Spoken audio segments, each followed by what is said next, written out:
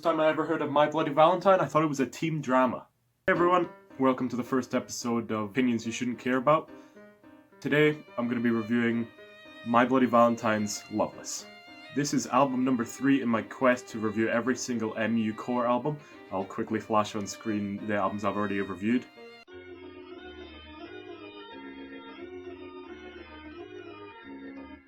And now, we move on to My Bloody Valentine.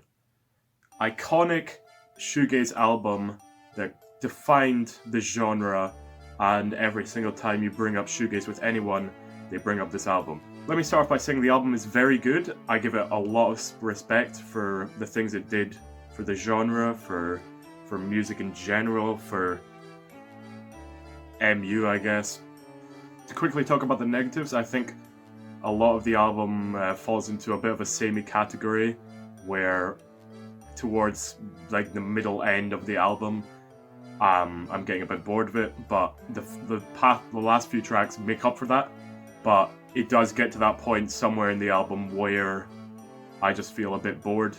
Aside from that, there's no really other negatives I can say about this album, really. Starts off with Only Shallow. I really like this song as an opener. I think it really encapsulates everything this album's going to be in the first track. It really tells you what this album's going to be about.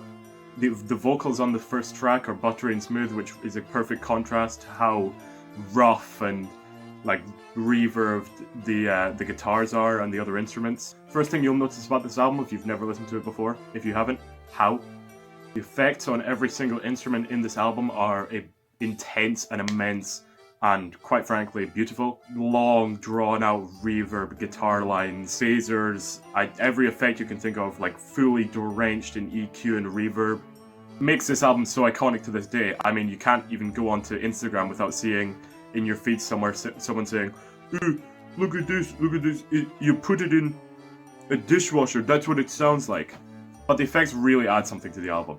I really like the nitty-gritty sound of the track Loomer, and the vocals come in and it almost just washes away from the intro of the track being just this rough guitar line to almost fading out into the vocals. It sounds very far away, and I would have loved to see this performed live because it has that raw emotion that I'm looking for. I think the next track, Touched, is a tiny bit weak though.